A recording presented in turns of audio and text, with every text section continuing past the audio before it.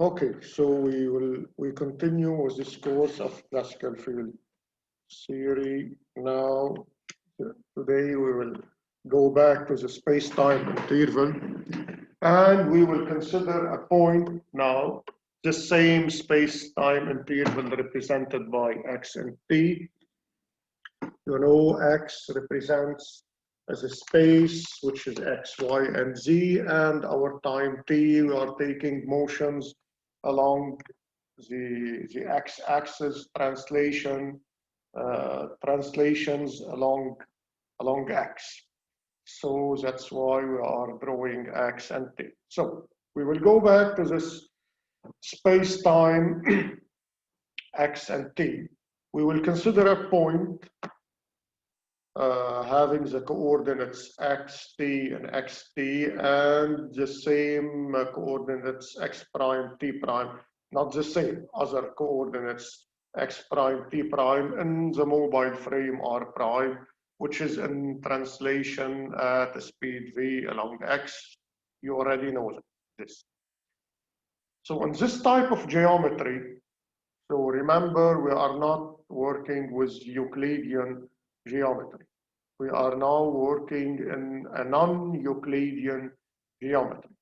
So in this type of geometry, due to the presence of this minus sign in the proper time, which is a length in space-time, this quantity, which is invariant of space-time, when you say x squared minus t squared or t squared minus x squared, if you have this minus sign, so you could get a case where this quantity is equal to 0, especially if x squared is equal to t squared. So the quantity x squared minus t squared is equal to 0.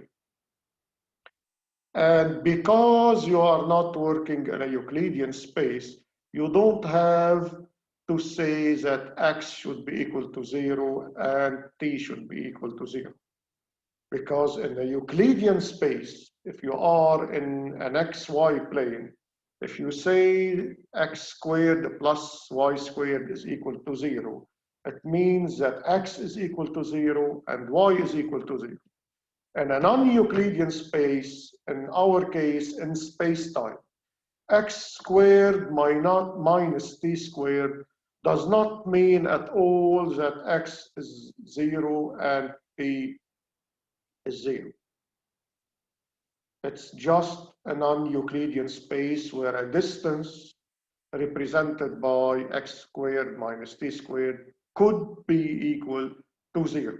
It means that x is equal to t or x is equal to minus t, which are the trajectory of light. So if x is equal to t, you have a light that is emitted forward. If x is equal to t, you have light emitted backward in opposite direction.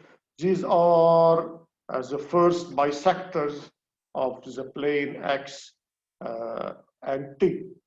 So when you say the distance between x and the origin is 0, it simply represents the trajectory of light.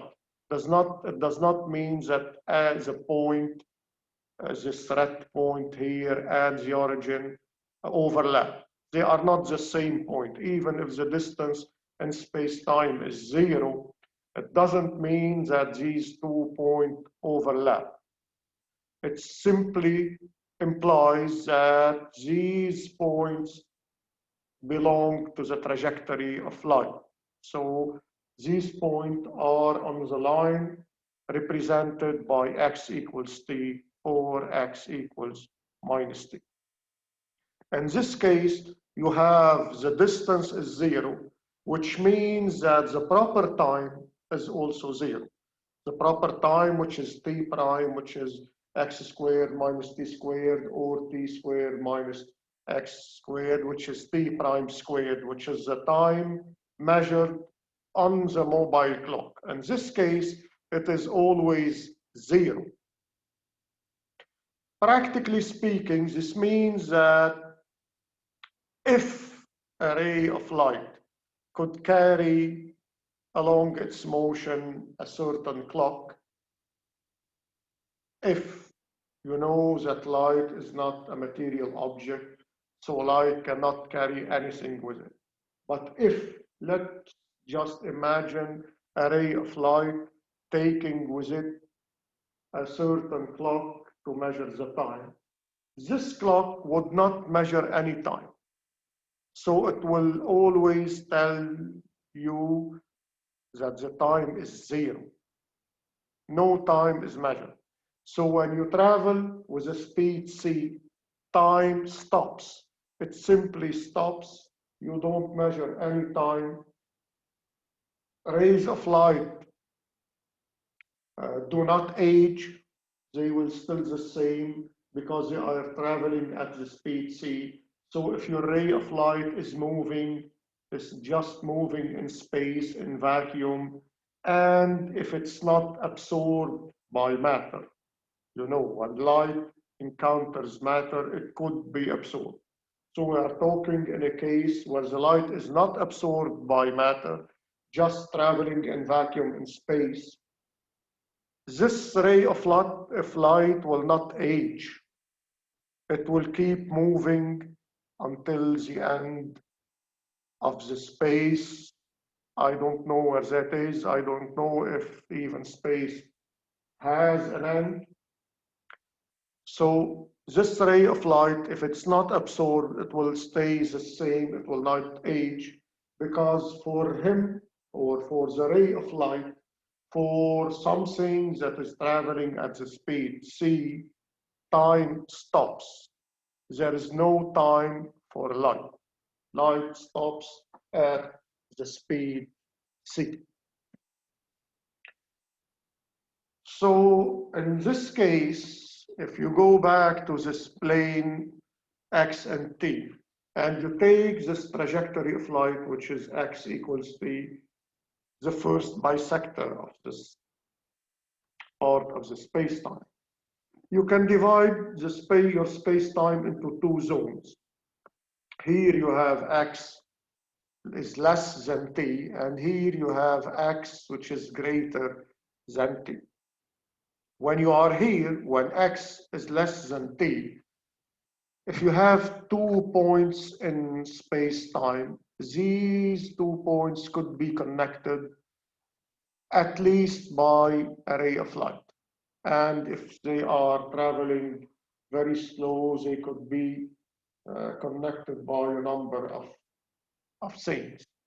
But at least they could be connected by a ray of light within the time t. So if you have an event happening at 2 points in space-time within the time t, at least a ray of light could connect the 2 points of space-time, the two events. But if you are in this zone where x is greater than t, any 2 points separated by a certain distance in space-time within a time t, even a ray of light, which is the fastest in this universe, traveling at the speed c, even this ray of light, which is the fastest in this universe, is not able to connect these 2 points within the time t. So if you have a point A here and you have a point B here, the ray of light could not travel from A to B within this interval of time t, or delta t, which is the time between 0 and t, or t1 and t2, or whatever the interval of time you have. Even the ray of light, which is the fastest thing in this universe, could not travel from A to B. If you need to go from A to B within the time t, you need something that is faster than light. So that's impossible. Here, you cannot connect points in space-time within t. Here, you can connect 2 points with at least a ray of light. if you go to the trajectory of light where x equals t, this is the boundary case. So on 2 points on this line could only and only be connected by a ray of light, nothing else. Here, no connection at all. On the line, the only connection is a ray of light. When you go slower and slower, you can always connect 2 points within the time. Let's see now the new transformation of velocity. We already saw the transformation of coordinates, which is the Lorentz transformation that gives you x prime as a function of x and vice versa, which gives you t prime as a function of t and vice versa. So the Lorentz transformation is a transformation of coordinates. So what about velocities? How do we know the relative velocities between inertial frames? In order to explain this, I will take a practical example. So we are not only seeing the theoretical stuff.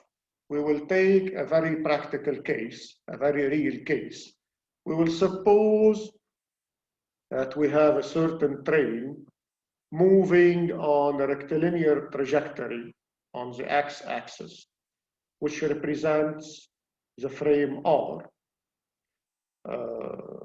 And you have this train moving on this x-axis at a constant speed v. Of course, v is a constant. We are working only with inertial frames. I don't have to always say it. We only work with inertial frames. So you have an observer number 1, which is stationary at the train station, which is who is just standing on the train station at rest, observing this train. He is at rest, so it belongs to the frame R, to x, to the x-axis. Observer number 2 is also stationary in the train. He is at rest in the train, so it is attached to the train. He is at rest at the train, so obviously he has the same speed of the train. So number 2 is just sitting on his couch on the train, not moving on the train. So these two observers are observing a certain event. They both have clocks that were synchronized, really synchronized with the real synchronization by a ray of light. You know this already. So they have 2 synchronized clocks. They are observing a certain event that happens on a point xt or x prime, t prime, and r prime. The switching of a lamp or any event happening in this train. So the train has an x prime axis. So the train represents the mobile frame R prime. I have the frame R, which is x prime moving along x with this constant speed v. So the train is the frame R prime, sketched here by this x prime axis. And you have these 2 observers. So what is the relative speed? This is a very simple, the simplest case you could see. So we use the Lorentz transformation. There is no other way, no other equations. We just simply use our new transformation, which is the Lorentz transformation. That tells you that x prime is equal to x minus vt over radical of 1 minus v squared, and t prime, which is equal to t minus vx over the radical of 1 minus v squared. For this very simple case, so it's enough to take the case where x prime is equal to 0. So it is given by x equals vt.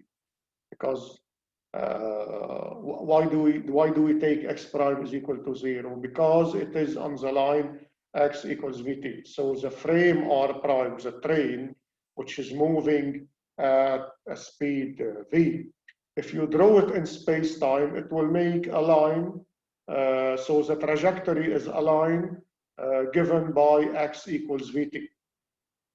So the trajectory x equals vt is the same as to say that x prime is equal to 0. You know, the trajectory x equals vt is the same as x prime equals 0.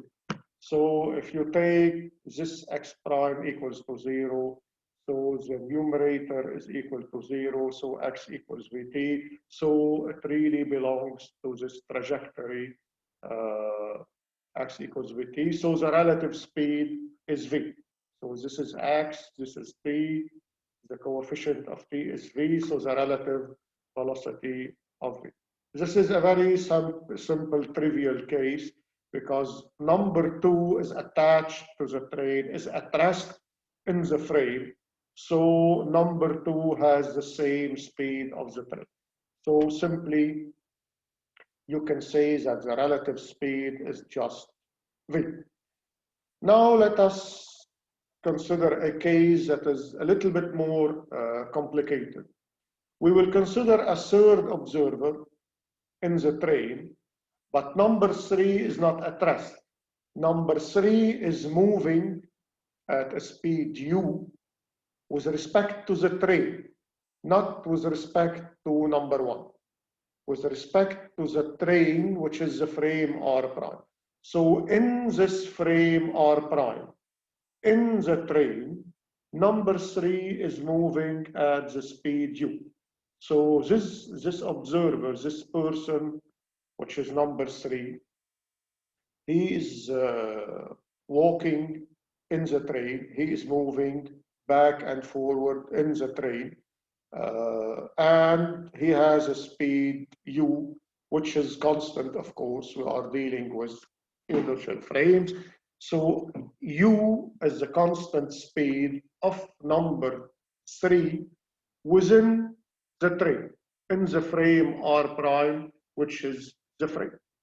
So the speed of number 3 with respect to 2, with respect to r prime, so 2 represents r prime and the train and the frame r prime. The speed of 3 with respect to 2 is u. So what about the speed of 3 with respect to 1? Because our frame, our observer number 1 is also observing number 3 moving in the train. So what is the speed of this number 3 with respect to 1? Before getting to 1, we have to find the speed with respect to 2. Or the speed from r double prime, if we consider number 3 as the frame r double prime that is moving with a speed u with respect to number 2. So let us find the relation between the velocities from 3 to 2, and then we will make it from 2 to 1. So at the beginning, we will consider the two frames, 3, which is the frame r double prime, and number 2, which is the train, which is the frame r prime. So the relation between 3 and 2 is the speed u.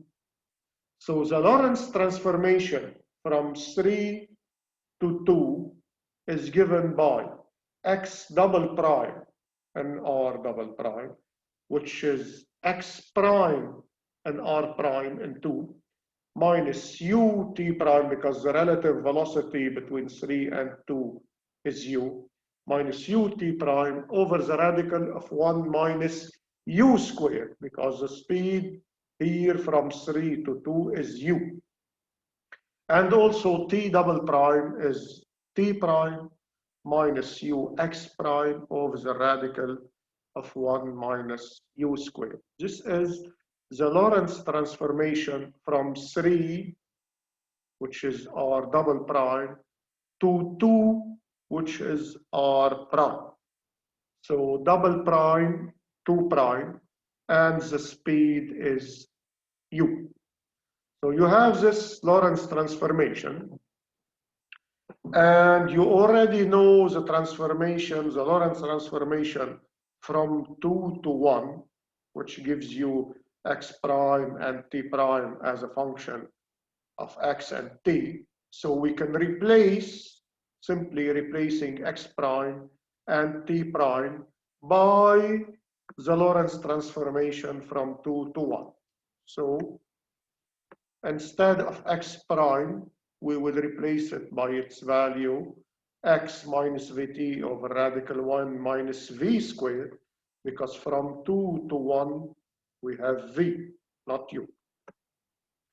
So minus u t prime is t minus vx over radical 1 minus v squared, over radical 1 minus u squared. So it's times 1 over radical 1 minus u squared. So if you arrange this equation, you put x as a common factor, you will get 1 plus uv minus, you put t as a common factor, so it's v plus u, or u plus v. Over the radical, here you have two different speeds. So it's radical of 1 minus v squared times the radical of 1 minus u squared. So we go from 3 to 2, then from 2 to 1. Now you have x double prime as a function of x and t. So you are going from number 3 to x and t, so to number 1. Observer 3 here and observer 1 here. You are going from 3 to 1. So this is the transformation from 3 to 1. What is the relative speed? It's just the case where x double prime is equal to 0, because R3 is moving on a trajectory given by x equals its velocity times t. Let's call the velocity of 3 with respect to 1 w. So 3 is moving on a trajectory in space-time given by x is equal to wt. So, which is the same as x double prime is equal to 0. The trajectory of 3 in the frame 1 is just the case where x double prime is equal to 0. So this numerator is equal to 0, which means that 1 plus uvx is equal to v plus u2t. So x is v plus u or u plus v over 1 plus uv t. So this is x, this is t. Here is the speed of 3 with respect to 1. We will call this quantity w. So x is equal to u plus v over 1 plus uvt. This equation gives you x as a function of t, so it is the trajectory of 3 with respect to 1. We will call it w. So the speed w of 3 with respect to 1 is u plus v over 1 plus uv.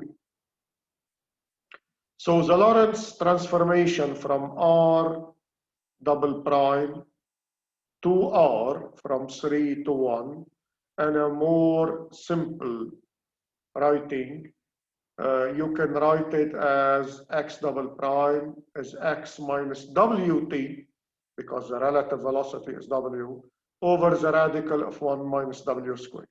And t double prime is t minus wx over the radical of 1 minus w squared. So you get the Lorentz transformation from r double prime from 3 to r, which is 1.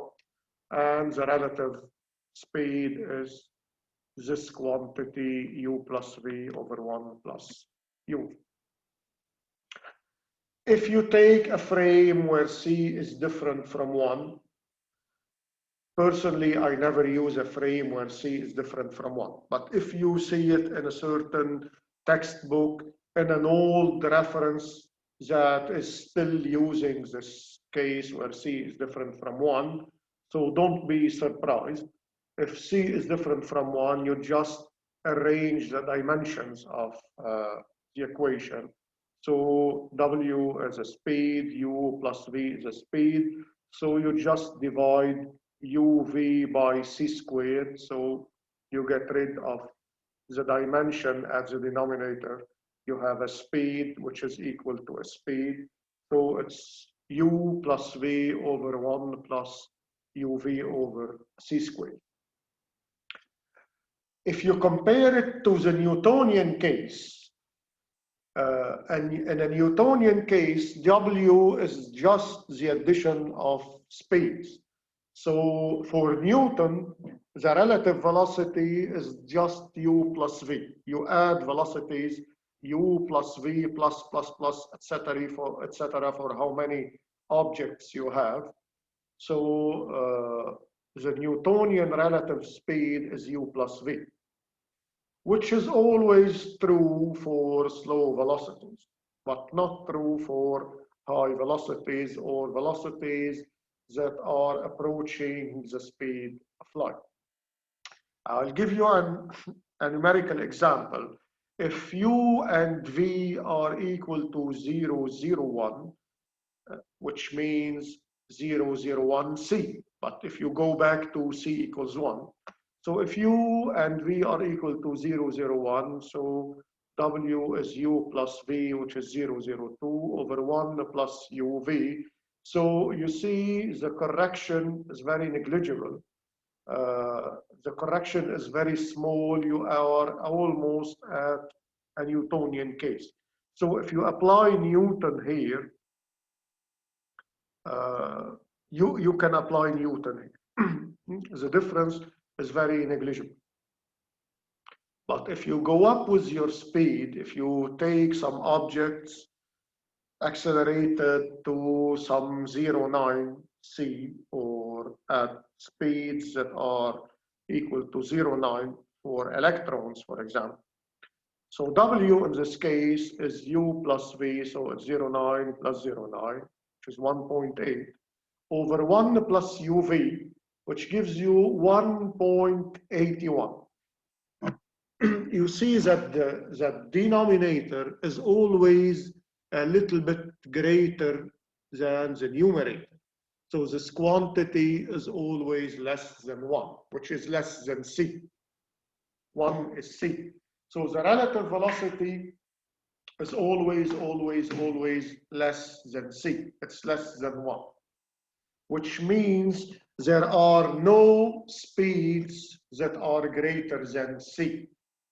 You cannot travel with a speed that is greater than c. Even if you are multiplying the object, each one is moving at a certain speed. If you take the relative speed of the last one with respect to the first one, it's never greater than c. It's always less than c, because this denominator is always greater than the numerator. The quantity is less than 1, is less than c. Even if u and v are equal to c, the relative velocity will be 2c over 2, so it is c. It's never greater than c. So for Newton, if Newton were observing two rays of light coming in opposite direction, Newton will say, or he will tell you, that the relative speed of one ray of light with respect to the second ray of light would be 2c. which is impossible in this universe, in this known universe, with the speed, with the laws of physics that are applied in this universe. You cannot never see, you can never see speeds that are greater than c. So the maximum speed of this universe is c, which is the speed of light. So Newton will tell you the relative speed is 2c. Einstein will tell you that the relative speed is c for 2 rays of light. Even if you have 3, 4, 5 rays of light coming all in opposite directions, the relative speed will always be c. I'll go back now just for a minute to the proper time. The proper time, which is tau squared, which is also t prime squared, that is equal to t squared minus x squared. It also represents, as we said it in the last video, it represents a distance in space-time. So this tau squared, this t squared minus x squared, is a distance in space-time. It is an invariant quantity. So for a certain object moving at a speed v, all inertial frames, all inertial observer will agree on this quantity. They will measure the same quantity, t squared minus x squared, for this object. You know, the quantity varies from an object to another depending on its speed. But for the same object, all inertial observers will agree on the same value of tau squared. For example, if you take rays of light, all the frames will see that tau squared is 0 for rays of light. If you take another object moving at a speed v, all the observer will measure the same quantity tau squared because it is an invariant, as we saw it last time. It is an invariant of space-time, the quantity t squared minus x. So if you add the other coordinates of space, which are y and z, so because we are moving along x, we are only writing the x. But if you take the entire space, the 3 coordinates of space, x, y, and z, your tau squared, your proper time will be t squared minus the entire distance, x squared plus y squared plus z squared, which represents the square of the proper time. You can say it proper time. Actually, it is the square of the proper time, but you can simply call it the proper time. So this tau squared is t squared minus the spatial distance, which means minus x squared plus y squared plus z squared. Let's take the case related to a ray of light. This is the case of light. The distance in space-time for rays of light, that is the distance from a point xt to the origin, is always 0, as we saw it in the beginning of this video. The proper time is 0, so the distance is 0. So this t squared minus x squared is 0. So t squared minus x squared minus y squared minus z squared is 0. It doesn't mean at all that the 2 points xt and the origin are overlapping. They are not overlapping. They are just connected by a ray of light. For rays of light, the distance or the proper time is 0. But it doesn't mean that the 2 points do overlap in space-time.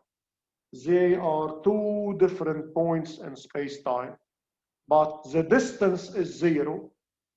It's a non-Euclidean space. You have to imagine it.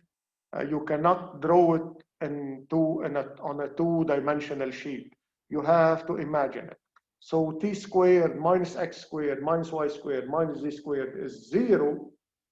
So the proper time is 0. So the trajectories are at 45 degrees of the t-axis. So all the trajectories that are at 45 degrees, that are the first bisectors in your frame, they are the trajectories of light. So if light is not moving along x, if it is moving on along the y-axis, so the line at 45 degrees between y and t would be this trajectory of light. The same with z, the same with any direction. So all the lines that form 45 degrees with the axis of time are the trajectories of light where the proper time is 0. So if you draw all these lines, they will form a certain cone where every line is at 45 degrees from t. If you see all the points above the origin, so the points that could be reached by light starting from the origin, these lines represent the cone of the future. And if you look at the points that are below the origin, all the points that can send light to the origin, they form the cone of the past. Of course, the 2 cones are symmetrical, as you can see it by this drawing.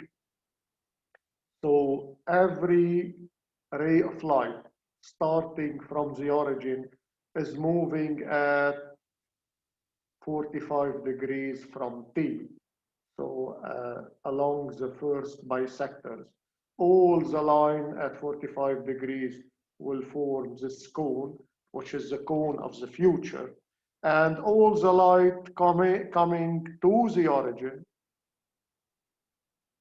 they also form a cone at 45 degrees from t. So this is the cone of the past.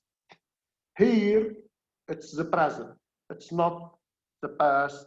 It's not the future. So this instant is the actual time, the present. So the present is now the past after 1 second. So the present is here. Everything is moving forward in time. Everything is coming from the past, passing by the present, continuing toward the future. So this is the cone of light, which is 2 symmetrical cones, a one coming from the past, a one going forward into the future. Okay, so this is the transformation of velocities and the cone of light. We will now move on to the transformation of acceleration. So accelerations here are the acceleration of an object, not acceleration of a frame. We are always working with inertial frames. So our frames are not accelerated.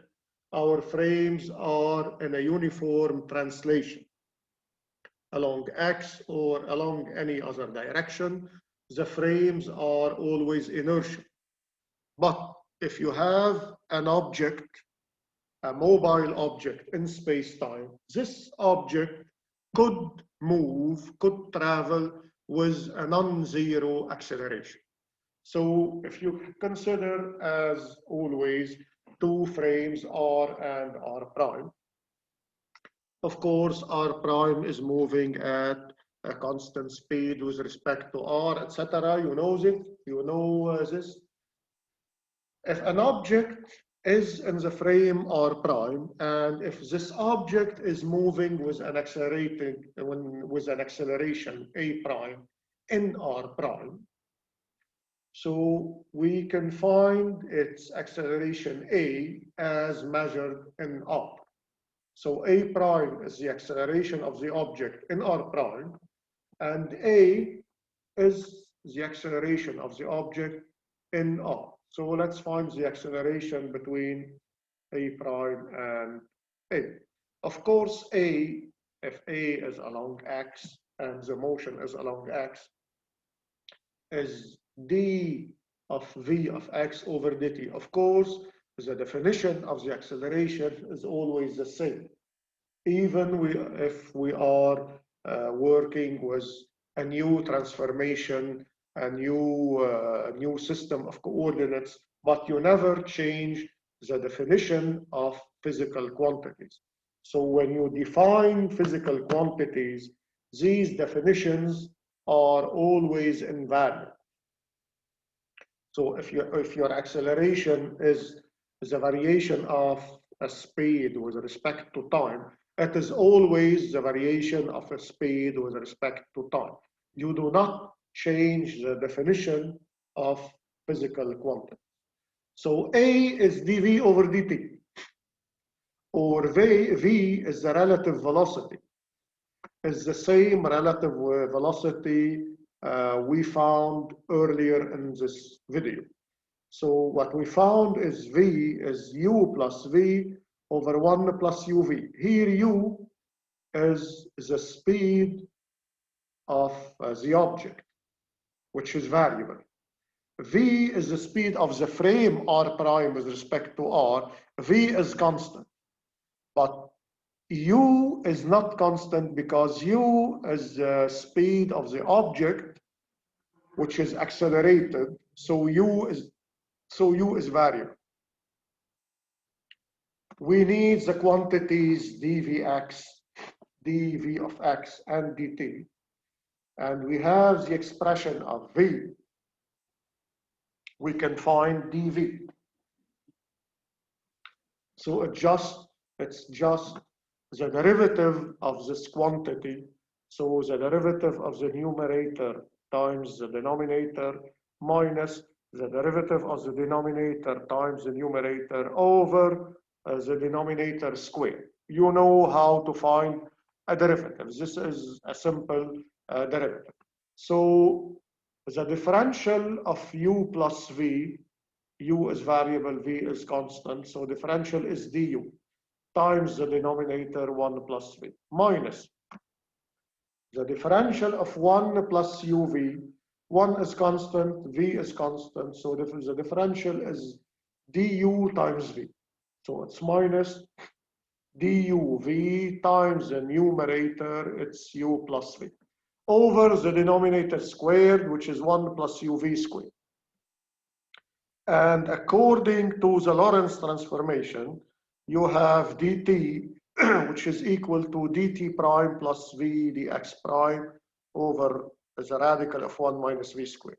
So you just divide these two expressions.